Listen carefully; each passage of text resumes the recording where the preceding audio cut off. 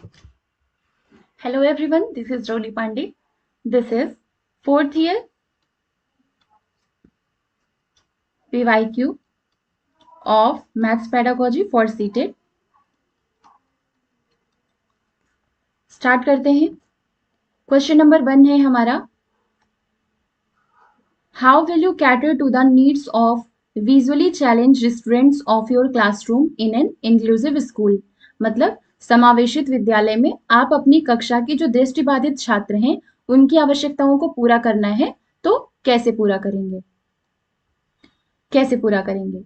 Use alternate teaching learning methods and resources, send them to special educator, उनको special educator के पास भेजेंगे, या फिर provide them extra time for practice, उनको अभ्यास के लिए अतिरिक्त समय देंगे, या फिर make them set with high achievers, जो उच्च उपलब्धि वाले बच्चे हैं उनके साथ उनको बैठाकर। तो इसका राइट ऑप्शन क्या हो जाएगा?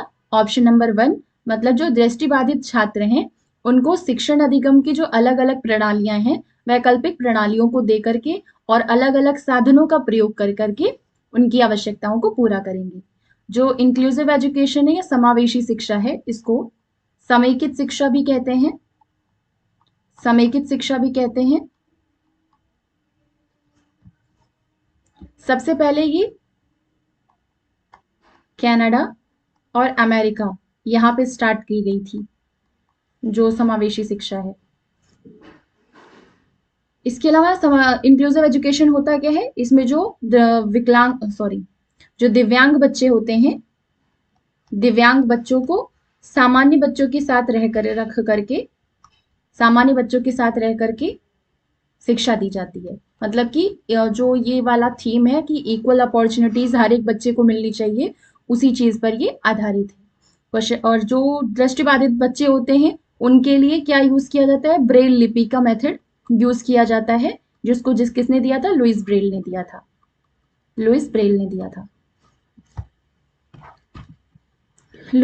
दिया था। तो क्वेश्चन नंबर 1 का राइट ऑप्शन क्या हो गया? Option number 1। क्वेश्चन नंबर 2 है, a class third students perform multiplication of 16 into 25 as this, मतलब 16 इंटू 25 किया, उसके बाद 16 को ब्रेक कर दिया 8 इंटू 2 में, और 25 को ब्रेक कर दिया 5 इंटू 5 में। उसके बाद 8 को इधर 5 से मल्टीप्लाई किया, 2 को इधर 5 से मल्टीप्लाई किया जीरोज में प्रोडक्ट लाने के लिए। तो ये हो गया 8 5 40 और ये हो गया 2 5 10। अब इसका मल्टीप्लीकेशन जो है ये आसान हो गया।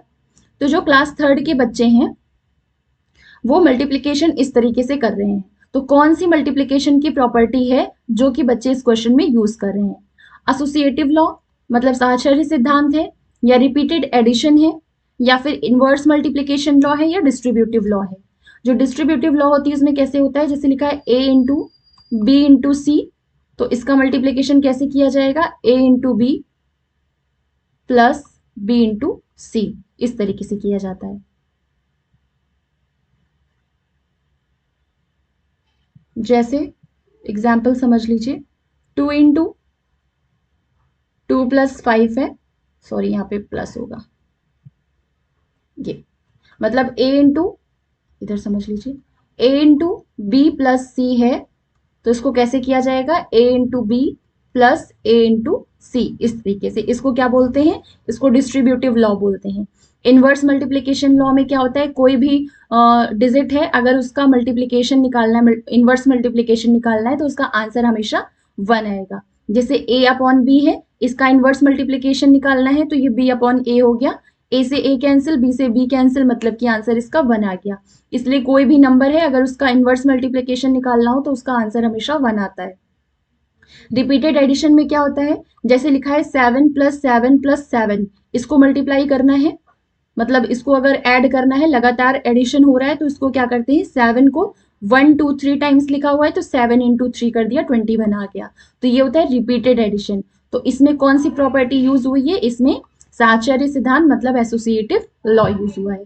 तो क्वेश्चन नंबर 2 का राइट ऑप्शन क्या हो गया? Option number 1। क्वेश्चन नंबर 3 है हमारा, which of the following is not related too early number concept. मतलब कि जो प्रारंभिक बच्चे होते हैं, मतलब प्राथमिक के जो बच्चे होते हैं, उनको प्रारंभिक संख्या संकल्पना समझानी हो तो उनमें से कौन सा ऐसा है जो कि ये रिलेटेड नहीं है नंबर कॉन्सेप्ट से? क्लास इंक्लूजन या कंजर्वेशन या मेजरमेंट या क्लासिफिकेशन। तो इसमें से राइट ऑप्शन क्या हो जाएगा? मेजरमेंट, क्योंकि जो नंबर कॉन्सेप्ट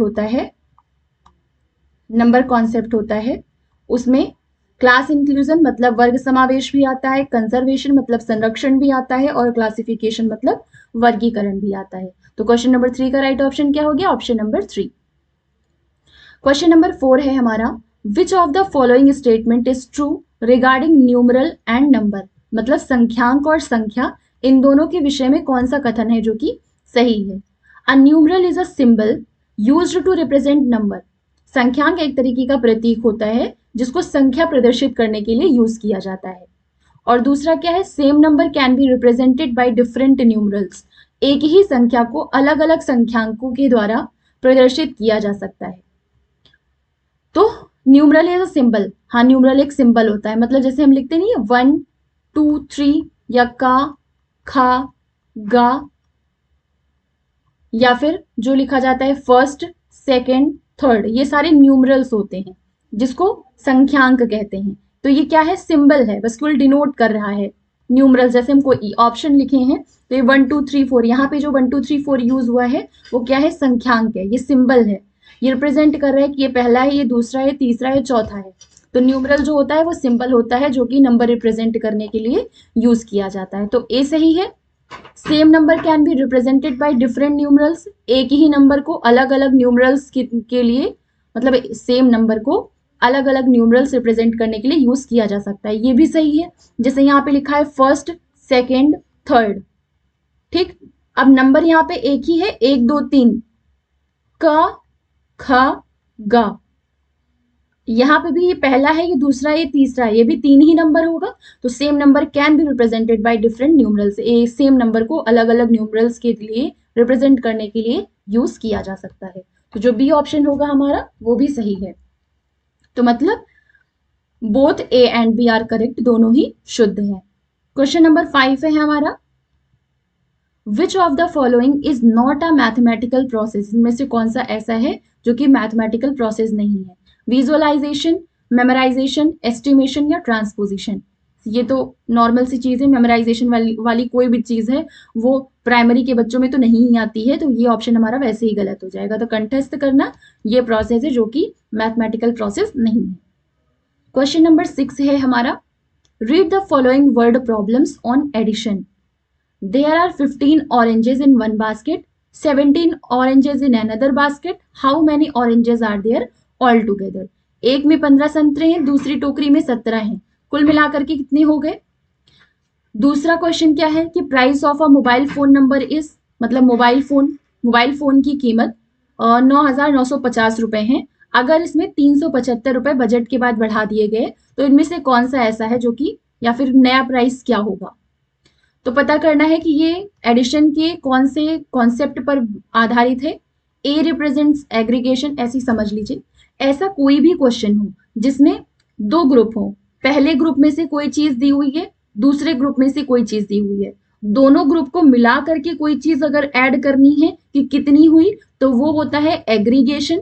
और अगर कोई चीज पहले से ही टोटल बता दी गई, बाद में कह दिया गया कि इतना इसमें बढ़ा दिया जाए तो कितना हो जाएगा, तो ऐसे जो क्वेश्चंस होते हैं वो ऑगमेंटेशन स्ट्रक्चर के होते हैं। तो इसका राइट ऑप्शन क्या हो गया कि जो ए है वो एग्रीगेशन रिप्रेजेंट कर रहा है, जो एडिशन का एग्रीगेशन स्ट्रक्चर होता है, और जो बी है वो एडिशन का जो ऑगमेंटेशन रिप्रेजेंटेशन होता है, स्ट्रक्चर होता है, उसको रिप्रेजेंट कर रहा है।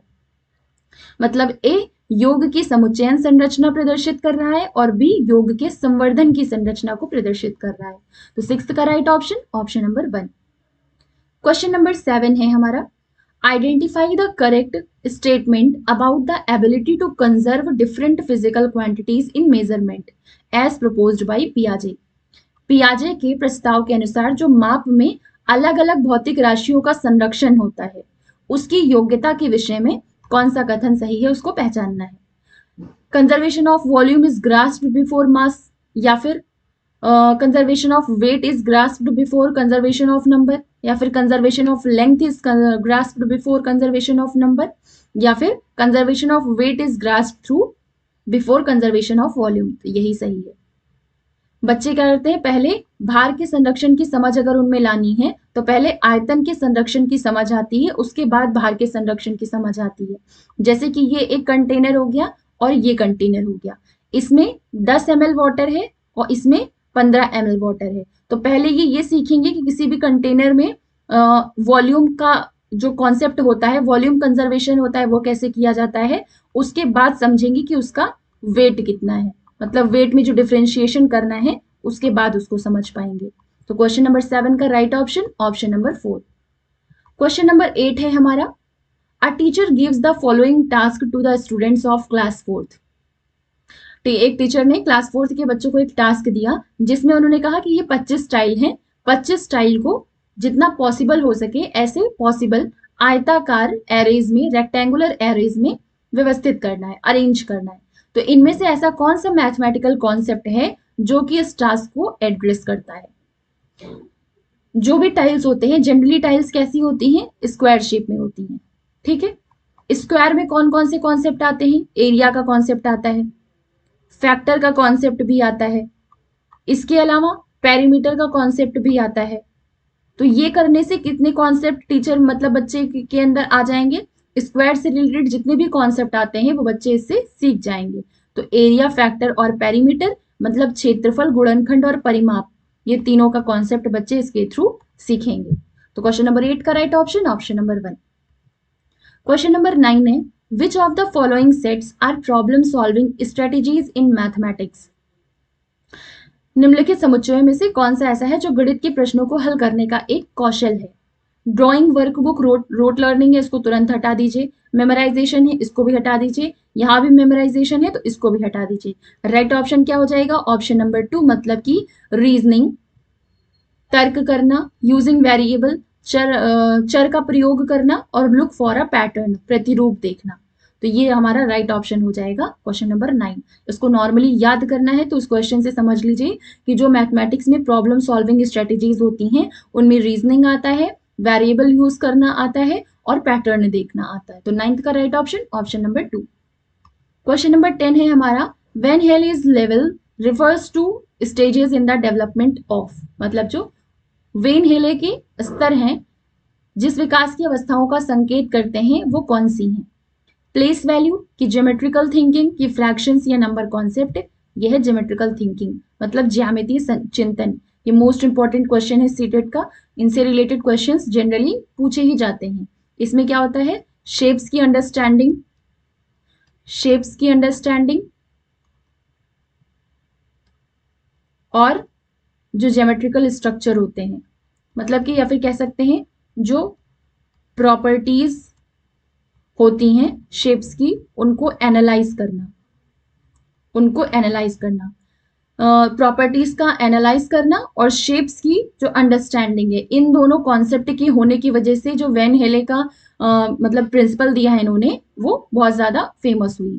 तो इन्होंने मेनली किस चीज पर बात की है, ज्योमेट्रिकल थिंकिंग पर बात की है। इनका डेवलपमेंट किस चीज पर आधारित है, ज्योमेट्रिकल थिंकिंग पर आधारित है। क्वेश्चन नंबर 11 है हमारा, what is the correct sequence of a teacher of class 3rd needs to follow to explain the concept of quarter to their students. 3rd class के बच्चों को क्वार्टर पढ़ाना है तो क्वार्टर के कॉन्सेप्ट को एक्सप्लेन करने के लिए कौन सा सही सीक्वेंस होगा जो कि बच्चों को सिखाना चाहिए।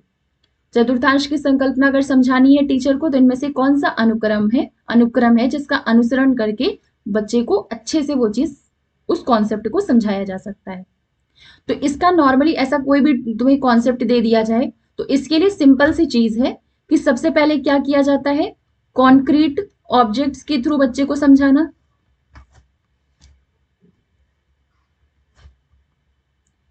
कॉन्क्रीट ऑब्जेक्ट्स के थ्रू बच्चे को समझाना। दूसरा होता है उनसे रिलेटेड पिक्चर्स जो हैं वो बच्चे को दिखानी, और थर्ड क्या आता है, लास्टली उनको उस चीज का सिंबल दिखाना।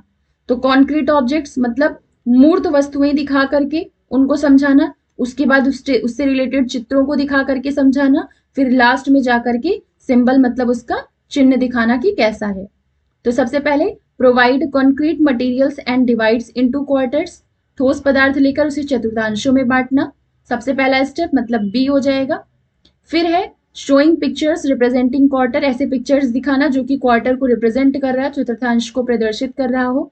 फिर सी हो जाएगा। फिर लास्ट में उनको उस चीज का सिंबल दिखाना बोर्ड पर लिख करके, तो क्वार्टर का सिंबल लास्ट में ब्लैक बोर्ड पर लिखेंगे, लिख करके दिखाएंगे।